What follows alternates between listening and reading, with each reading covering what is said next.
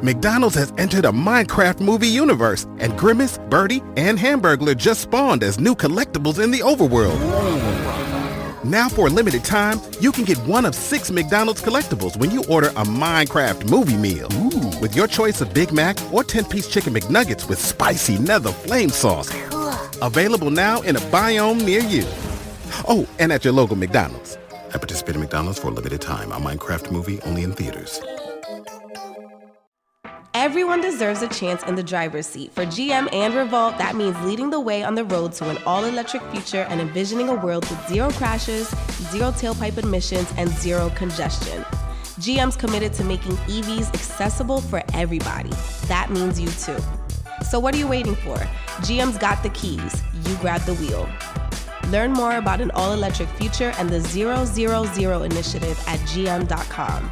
GM, everybody in.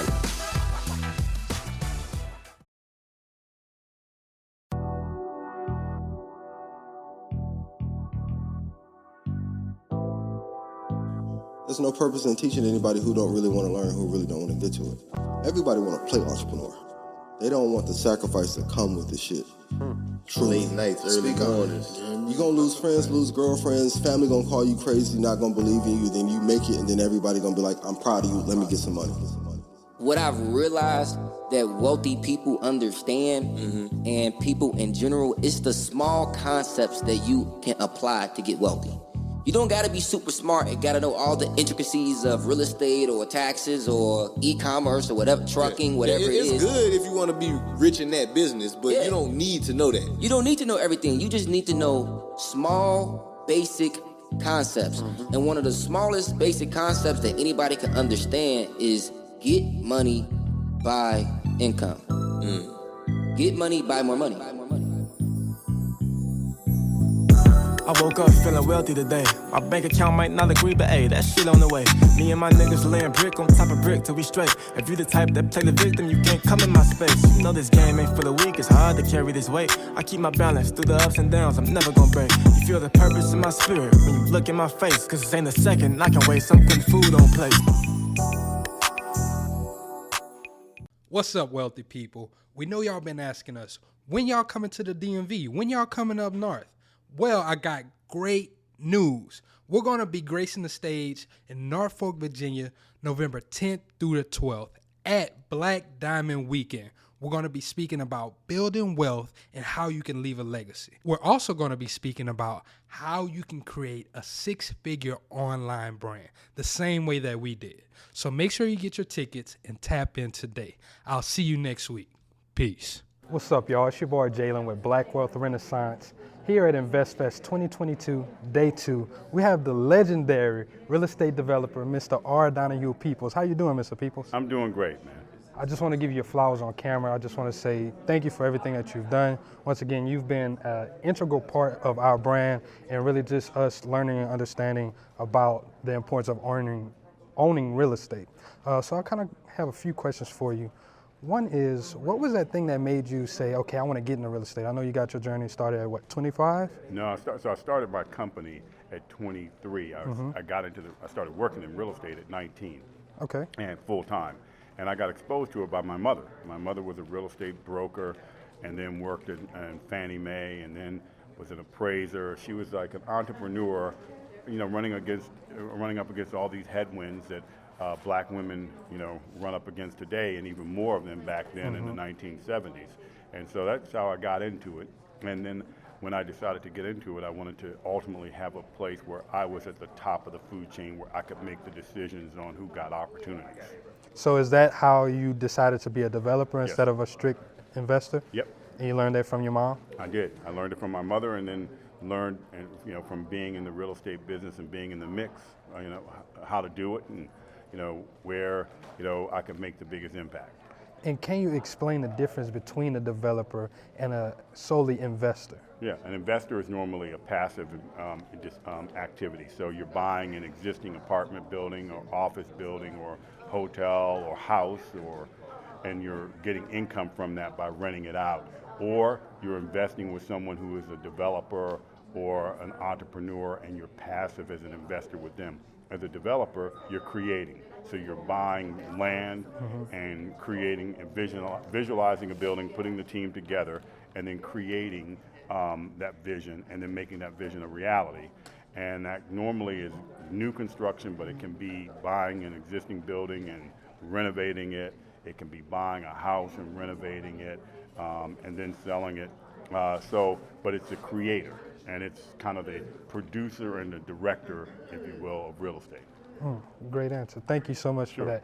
So I want to ask you, you got your start many years ago. What type of hurdles did you have to overcome being a black man in this space? Where my opportunities were more narrow. But I grew up in a great time to be a young black man. I was born in 1960, so I was an adult in 1978. And so what started happening is we were electing black mayors. Maynard Jackson became mayor of Atlanta, for example, in 1974. Barry became mayor of Washington, D.C. in 1978. You had,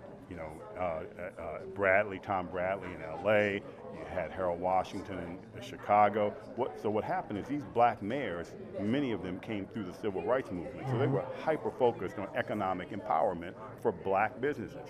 So what happened is I got the benefit of that. So when I got into real estate, I knew that the government in D.C., led by the mayor and then a majority black city council, that they were focused on economic empowerment for people like me. So I knew that was the place that I would get my opportunity. And so I learned how to do business with the government and learned how to navigate that process, and that's how I got started.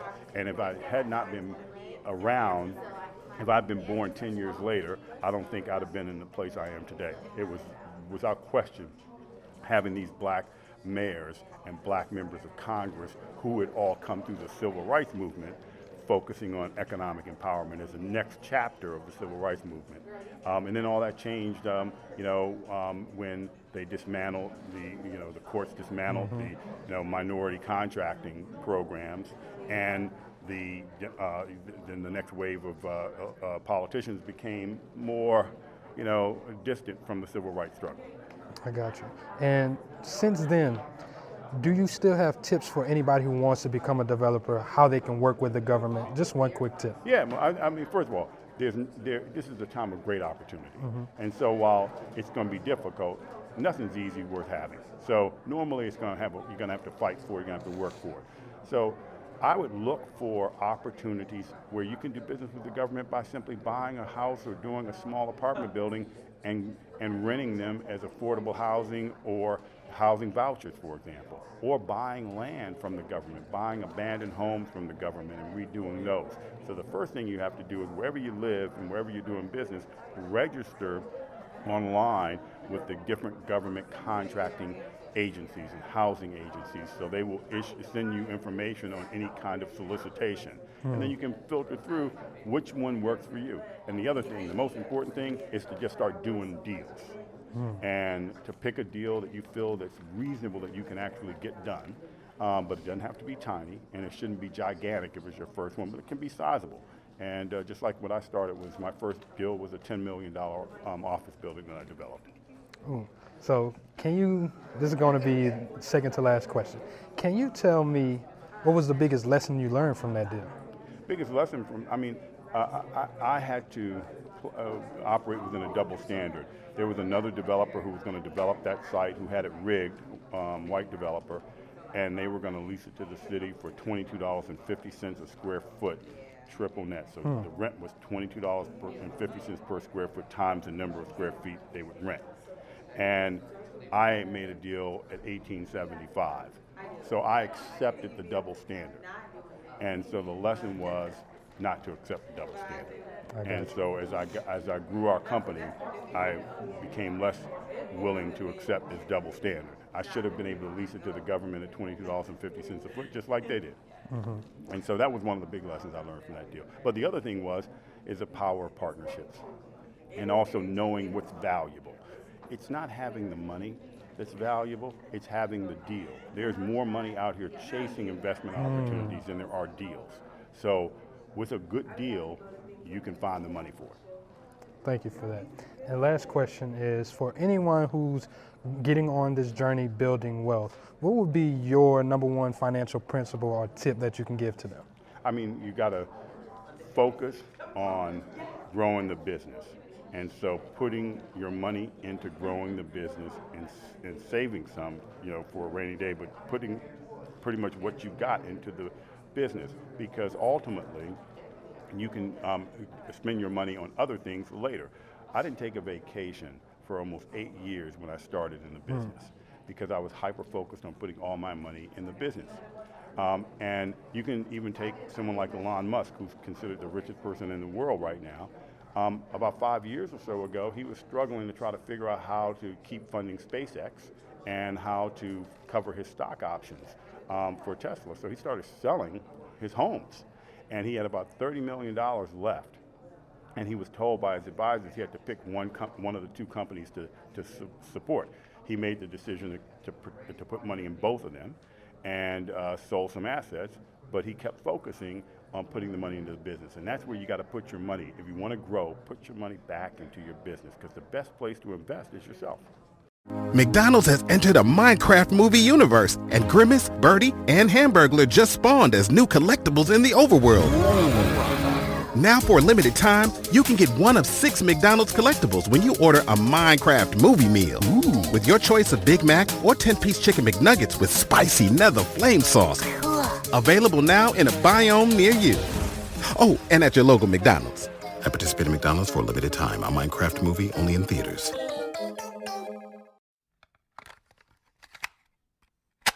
Mobile phone companies say they offer home internet. But if their internet comes from a cell phone network, you should know. It's just phone internet, not home internet. Keep your home up to speed with Cox. Cox internet is faster and has more reliable download speeds than 5G home internet. Cox is the real home internet you're looking for.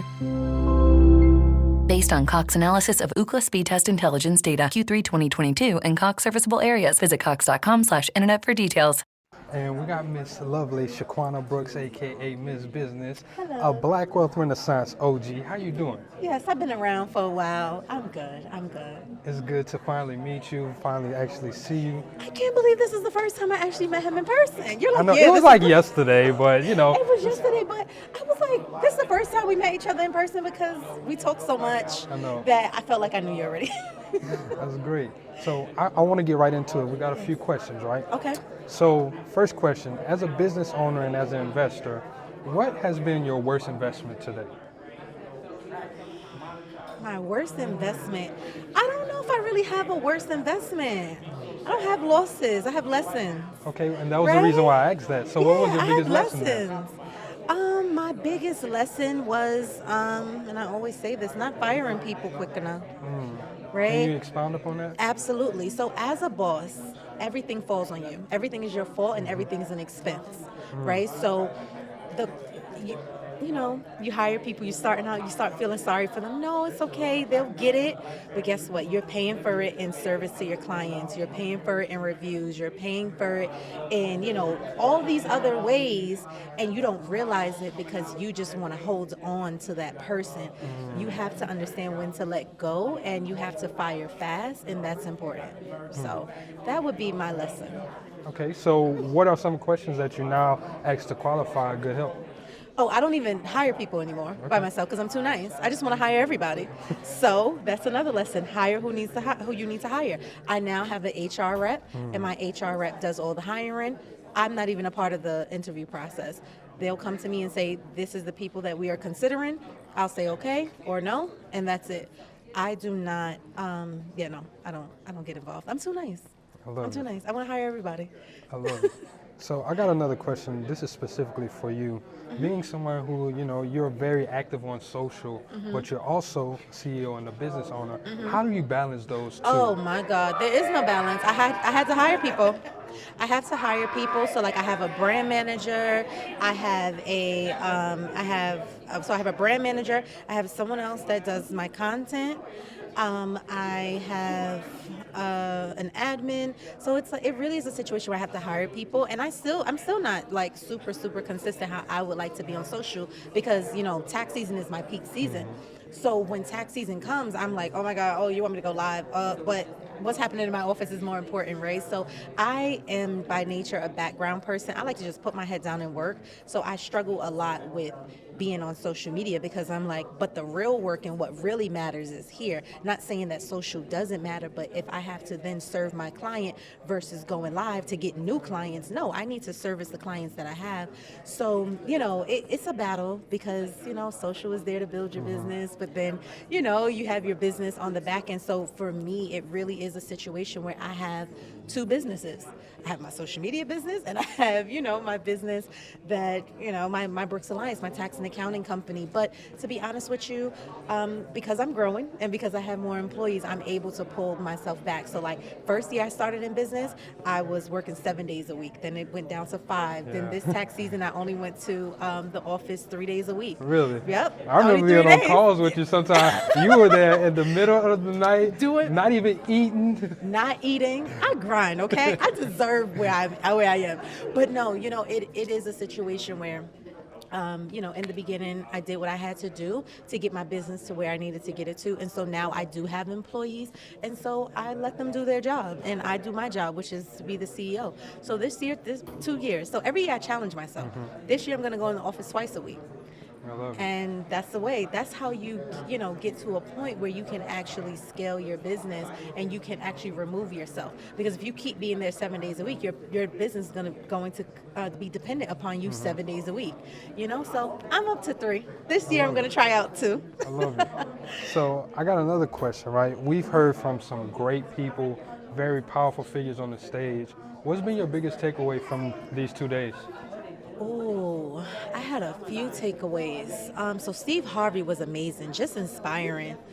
Just his communication about just not stooping down to levels. I really do believe in that. I'm not coming off my pedestal to meet you. So I've always been that way. And so hearing that and having confirmation, as you, new levels, new devils. So, as you, gain more popularity and more wealth and all of those things, you do have your challenges.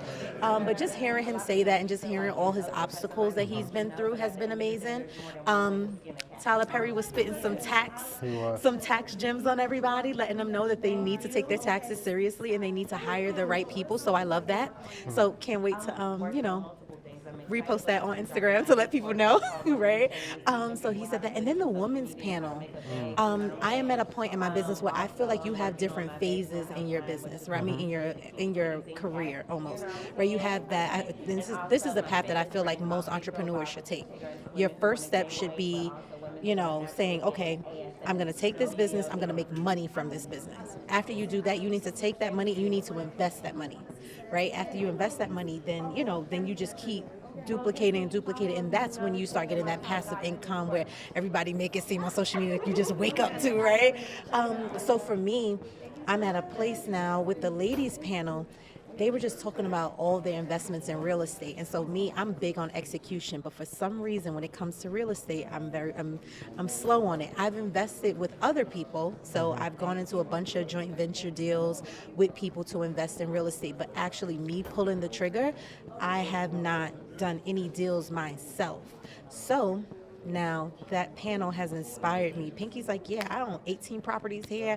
Milano is like, yeah, I just closed on a 21,000 square foot. I like that. That's bossy talk. I like that. I'm not going to be left out of that conversation, So I love it. And so for me, it really is a situation where now I have to do what I have to do. I have to, when it comes to real estate, and I've been telling myself this for like 10 years, right? So you can execute on one thing and be phenomenal on one thing, but then it could be that one thing, which is for me, which is real estate that I love, you just don't pull the trigger on. And so I'm going to practice what I preach and I'm going to execute. And yeah, so when they see me on the stage next time, I'll be like, yes, I have 18 properties, 3 office buildings, an apartment building, right? So that's, I love it. Yeah. I love it. Last question I got for you is, does success require separation? I don't necessarily, in a way, it requires a degree of separation, but I am a person, I don't like the communication that you have to always separate yourself 100% because you achieve success, right? And I do feel like, so my biggest fear has always been to become very successful, have all this money, and no one around me to share it with, because it's easy. It's easy to happen, right? It's so easy for that to happen because you're busy, right? It's just you feel like, oh my God, nobody understands what I'm doing, nobody understands what's going on. But the reality is when you are growing your business, you still have a duty, in my opinion, to explain that to your family members, to explain it to your friends. For those who don't understand, yes, you have to get rid of them. But I have done a phenomenal job at keeping all my friends around, and it makes me happy. It makes me happy to be able to celebrate with them. Like, I have two of my closest friends with me here, my best friend, basically two of my best friends here with me, and it means so much to me. Like, I'm able to give them that experience. And it's like, what if I was just rolling with a whole new crew? It's like, yeah, it's my whole new crew. It would have been like, okay, but it just hits different. And I feel like you can have different sets of friends, and that's the problem. People look for their friends to serve every purpose. Your friends don't have to serve every purpose. You can have your business friends, you can have your fun friends, you can have your investment friends, you can have your do nothing friends. We're gonna do nothing, right? And so you can have friends for different things, and that's okay. The problem is that we are so consumed with success. Like, everybody has to be on business. Everybody has to do this. What about your wellness friend? Maybe the friend is just zen. They're gonna help you bring it down, So it may be a situation where that's what, that person is needed. So for me, I don't try to fit my friends into a box. I don't try to make my friends fit into a box. And it's a situation where I feel like people need to stop feeling like because they are going to be successful, they have to separate themselves. They do have to gain additional people in their lives, right? Because those people may have the connections or the network or the same mindset or, certain things. But you don't have to get rid of people unless they mean you some malice, right? But I could go on and on about this topic. You know how I am when I'm passionate about. Let's talk about it on the podcast, because I think that it's important, because so many people, we're so money focused that we have tunnel vision to money. But the reality is, if you really, really think about what makes you happy, and I know it's cliche, but it's not money. It may be the experiences, it may be the freedom, it may be certain things. But when you make your focus just money and you make it seem like you have to cut everything off, what happens is you become that person that you're like, that person got $60 million, why they jump off the building? Because they're unhappy. They're unhappy because they spent their entire life on work, and then they woke up one day like, wow, my entire life has passed me by. I have all these awards and accomplishments and money, but you may be lonely. You may be miserable, so you have to put what's important to you first. So, Mobile phone companies say they offer home internet. But if their internet comes from a cell phone network, you should know. It's just phone internet, not home internet. Keep your home up to speed with Cox. Cox Internet is faster and has more reliable download speeds than 5G home internet. Cox is the real home internet you're looking for. Based on Cox analysis of Ookla speed test intelligence data, Q3 2022, and Cox serviceable areas. Visit cox.com/internet for details. We have Mr. Craig Livingston. Are you the CEO of Exact Capital? Managing partner and founder of Exact Capital. How are you doing today, Craig? Doing great, brother. How are you doing today? I'm doing great. So I just have a few questions. The first question would be, what would you say was your worst investment that you've ever done? The worst investment I've ever done? Oh, man. Well, we haven't had many losers. We haven't actually had any losers. But the worst investment I've ever done was just an investment that had a lower return profile than, say, some other deals. But that particular project I done while we were learning, it still produced what we call in our business an IRR, which is internal rate of return of about an 18, which is probably pretty good by normal standards. But for what we do, that was just a little bit subpar. And what was your biggest lesson from that deal?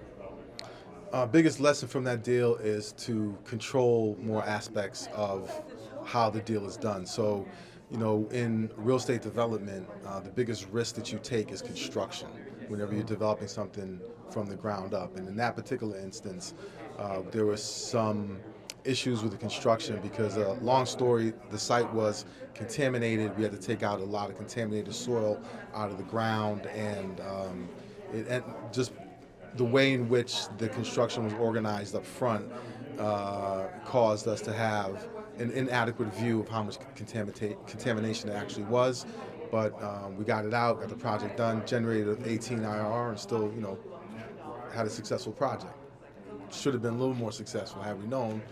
In real estate, I'll say this: in real estate development, there's no issue that you can't solve for.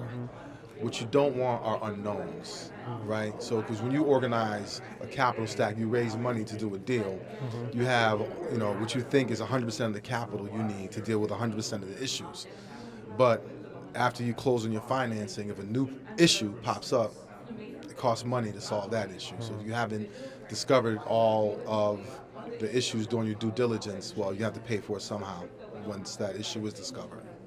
The NBA playoffs are here, and I'm getting my bets in on FanDuel. Talk to me, Chuck GPT. What do you know? All sorts of interesting stuff, even Charles Barkley's greatest fear. Hey, nobody needs to know that. New customers bet $5 and get $250 in bonus bets if you win. FanDuel, America's #1 sportsbook. 21 plus and present in Virginia. Must be first online real money wager. $5 deposit required. Bonus issued is non-withdrawable bonus bets that expires 7 days after receipt. Restrictions apply. See full terms at FanDuel.com/sportsbook. Gambling problem? Call 1-800-GAMBLER. Thank you. So, the second question, how do you guys continuously find great deals? What are the aspects and the numbers that you guys are running? Well, we find great deals because, I'll say this. In business, you only make money by solving a problem, right? So, Elon Musk makes money by solving a problem, which is providing energy, right? SpaceX is really a company that sells a system of, space travel that allows the government to use less energy by reusing the same type of rockets, right? Or if you think about Tesla, he built cars to sell his batteries, right? The issue that we solve is housing, particularly housing security. So people need good, clean, safe roof over their heads. In America today, we have about a 7 million unit deficit of housing. So we can continue to build for the next decade pretty aggressively to satisfy that issue. So, we're finding good deals because we go into markets where people need housing, particularly affordable housing, and other services that support, large-scale development. We like to transform communities in a responsible manner, do some mixed income, mixed-use type of development, and really create opportunities for local people, in particular minority people, to participate economically in what we do. Thank you. And the last question for me is, what does wealth mean to you, and what does it look like to pass it on? So wealth is a good question, man. Wealth is when you're making money without trying, right? So when I'm sleeping at night, money's being made. When I'm here, people are paying rent today because they're living in my buildings. And it's super important to generate wealth, but also to have generational wealth, right? Because our folks, our people, we were brought to this country to be exploited for our wealth a few hundred years ago. And by many measures, that same condition still exists. And it's not going to stop until we get on the right side of that wealth equation. So when we can start to be owners in our own community, be able to support our children when they want to start businesses, support our family members when they want to launch an economic endeavor, that's the type of wealth that matters. So if we can generate that, pass it on, we'll be in a much better situation. With my brother, Mr. Ian Dunlap, a.k.a. the Master Investor. How you doing, my brother? Good to see you, man. Good to see you, man. Good to see you, too. Appreciate you. Yes, sir. Shout out to the BWR family. Thank you, my brother. So I got a few questions with the current economic situation that we're in, right? The first question is investing in an inflationary period. What is some of the best advice you can give to people while investing in an inflationary period? This is the number one reason why you need to invest, because when inflation hits, your money has to grow faster than the pace of inflation. Now quantitative easing stopped, and now things are ramping up really fast. You have to continue to invest and have your money work. We talked about it on the show before. We did. You have to have your money working for you, or even with inflation, they're going to find ways to rob the value of your dollar. So you have to put it into real estate and stocks together so you can outpace that and then have the freedom that we all deserve. Speaking of that, I started me an M1 account with Proud of you. 2 Tech, 2 Index. Thank you. And I paired it with some REITs. I'm up 15% over the year, my brother. Proud of you, man, my guy. Thank you. So just wanted to give you a shout out. Yeah, I just wanted to give you a shout out on that. The next question is, in an inflationary period, about how much cash should you have on hand? Whatever's the emergency amount for you. Now, if you're a parent, husband, you're a provider, you have to know what that dollar amount is, because when things hit the fan, there is no safety net for us. There's no excuses that are allowed. You said it before, you're either going to provide or you're not. So whatever that dollar amount is that you know you can handle things for a few months. I know people say 3 to 6, but you want to get to a place where you at least have a year saved up, whether it's cash or invested in the market. Because when things blow up, you need to still be able, and let's be honest, as black men, it's not just us, it's us, our kids, family members, their kids that we may have to help. So we normally need a little bit more cash on hand than the average investor or consumer would. I appreciate that. And the last question is, what is the best way for people to increase their income in this current time? You have to have a skill set that not many people in the world can do. So you have to build a business first, pair it with real estate and stocks together, and that's what I call the Holy Trinity. There's no way around it. People want an easy answer. Hey, I'm gonna just buy this one thing. It's gonna go up 5,000%. It worked well, maybe like for Art and Kathy Wood, but even we've seen companies fall down 60%. You have to build a business, but it has to be unique. And I think every person knows. I was talking to a guy on the way here, and he's like, what should I do? And I'm like, you know what you want to do. We're afraid. I used to be afraid. You were afraid, but you just have to drive and do that one thing. And once you combine the business and invest the business income into other assets, you'll be good. Appreciate you, my brother. Thank you, man. I love y'all dearly. Thank you, man. Love you too, man. Episode, BW, I love them dearly from the bottom of my heart. Watch every episode. They've been giving y'all gems forever. Yes, It sir. was an honor that I've been on your show. Thank you, man. And y'all tap into Market Mondays as well. MG, the mortgage guy. Matt, how you doing? Yo, man, I'm alive. I'm blessed. We at Investfest 2022. Yes, sir. Black Excellence. We're here in the vendor area, the marketplace right now. And, yo, it's incredible, man. 300 small businesses just out here promoting their brands, talking to the people, and vending, right? Commerce, where culture and commerce meets, is at Investfest. So I'm happy to be here. I'm happy to have you guys a part of this too, man. Hey, man, thank you. The energy here is crazy. I'm loving it. Like you said, culture and commerce coming together, meshing together. And I got a few questions for you. Since we are talking about culture and commerce, right? Most people think of getting mortgages the traditional way with a 9-to-5. You know, that's one of the easiest ways for you to get that. But if you are a business owner, what are some other options that you can get mortgages? Well, so there's plenty of options out there for self-employed folks, right? And what people, there's a negative connotation that goes around that is quote unquote harder to get a mortgage from being self-employed, and that's not correct. Conventional mortgages, Fannie Mae, Freddie Mac, FHA, all allow self-employed borrowers. But obviously you have to show tax returns. How do they qualify the correct loan professional who can help them in whatever situation they're in? Oh man, that's a great question, right? So I think the first thing is that person, the buyer, the customer, they need to be educated on real estate finance first thing first. Mobile phone companies say they offer home internet. But if their internet comes from a cell phone network, you should know. It's just phone internet, not home internet. Keep your home up to speed with Cox. Cox internet is faster and has more reliable download speeds than 5G home internet. Cox is the real home internet you're looking for. Based on Cox analysis of Ookla speed test intelligence data Q3 2022 and Cox serviceable areas. Visit cox.com/internet for details. Right? Because the more you know will make it easier for you to interview other loan professionals, right? And then you can weed out who's the right one for you based off their knowledge base because you know X, Y, and Z. And what I tell people is, bro, you don't need to know everything, right?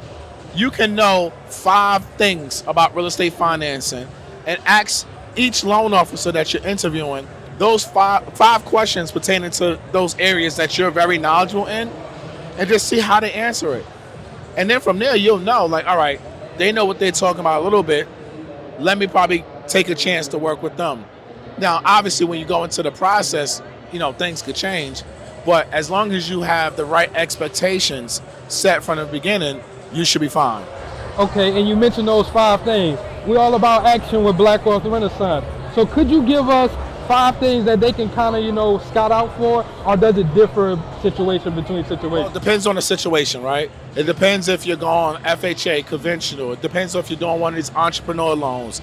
It depends if you're buying investment properties, right?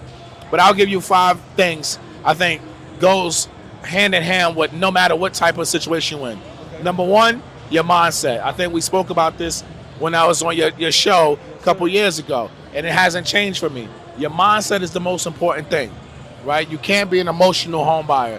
Real estate is a business, and you have to be CEO mindset, but you also have to be mature, and you have to be responsible, because this is something that's going to need work. It's going to need a certain level of maturity and responsibility, because it's an asset that you have to manage, right? Number 2, credit. If your credit won't get it, then you ain't going to get nothing. Right? You can't even get good insurance, car insurance these days, without having good credit, right? You can't even get certain utilities unless you got good credit. So your credit has to be there. Number 3, your capital, right? You have to have money. You can't be house rich and cash poor. If you're not using your money, if you don't have money, then you can always use OPM and use other people's money. Right? But if you want to take other people's money and investors, you better make sure you have a plan and you give them back their money, right? Number 4, I would say, is your knowledge, right? You need to be knowledgeable about the products that's out there, depending on your situation, right? You need to have do YouTube University, Google. You have books out there, House Hackonomics in stores right now, right? You got a course on it too, right? I got a course on it. I got a book out right now. So you have to be knowledgeable about the situation. And number 5, you got to be fearless. Don't have analysis paralysis. The problem with people is they overthink, right? Investfest, where we are right now, this was birthed from a text message. The text message from Rasad was, I have an idea. And in that text message, we all got on a 2-hour call, and we birthed Investfest in 2 hours on a phone call. We incorporated the name, we got the LLC, we got the trademark started, we brought the domain name, and we had to run a show of what we wanted to do, right? And we executed and we promoted it in 6 weeks and had 4,000 people year 1, and now year 2, we have 12,000 people. We had 190 business vendors last year, we have 300 this year. We had 1 stage last year, now we have 2. We had food trucks outside last year, now we have a food court market, right? Execution, fearlessness. You can't overthink things. If you have an idea, you put it in the universe and you work towards it, and God will make a way for you by hook or by crook. Hey, I appreciate that. I got one last question, and I'm gonna give you your time back. So a lot of people are kind of, worried and apprehensive with interest rates right now, right? So can we talk about how can you still, well, not even how can you, the action that you need to take, even though the interest rates are uncertain. We know that the Fed is doing what they can to combat inflation. How can they still be successful in buying real estate with the current interest rate? Oh, rates are still low, right? I think people got too used to the pandemic years when rates were in the 2s. That was a unicorn situation that will probably never happen again. But on average right now, as of this recording, the rates just dipped right back below 5% again. And there's other ways you can do to get your rate down lower. You could buy down the interest rate. You could do an adjustable rate mortgage. So there's things out there you can still get a low rate to make it affordable for you. But again, affordability is different from eligibility. So if you're buying a primary residence, you need to make sure you can afford the payment. I don't focus too much on rate. I focus on payment, right? And if you're buying investment properties, you need to make sure that you can afford that payment, because your tenants ain't guaranteed to pay you nothing. But if you're doing investments, you got to run your numbers, right? And if the interest rate's going from 5% to 6% is going to kill a deal, then it wasn't a deal from the beginning. Yeah. You know what I'm saying? So again, that brings back to the fourth step I think I said is knowledge.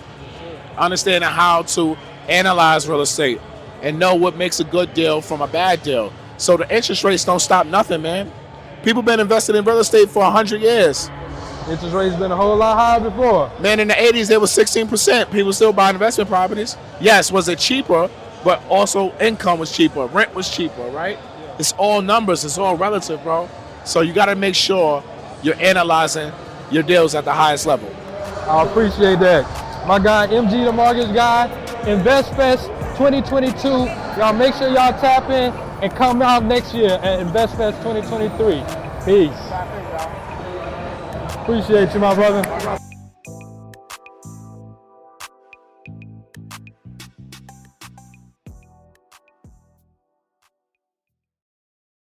Mobile phone companies say they offer home internet. But if their internet comes from a cell phone network, you should know. It's just phone internet, not home internet. Keep your home up to speed with Cox. Cox internet is faster and has more reliable download speeds than 5G home internet. Cox is the real home internet you're looking for. Based on Cox analysis of Ookla speed test intelligence data Q3 2022 and Cox serviceable areas, visit cox.com/internet for details. Some folks don't stop till they find the truth. June's Journey is a roaring 20s murder mystery hidden object game. Find your first clue by downloading June's Journey today. Available on Android or iOS devices and on PC through Facebook Games. McDonald's has entered a Minecraft movie universe, and Grimace, Birdie, and Hamburglar just spawned as new collectibles in the overworld. Now for a limited time, you can get one of 6 McDonald's collectibles when you order a Minecraft movie meal. With your choice of Big Mac or 10-piece chicken McNuggets with spicy nether flame sauce. Available now in a biome near you. Oh, and at your local McDonald's. At participating McDonald's for a limited time. A Minecraft movie only in theaters.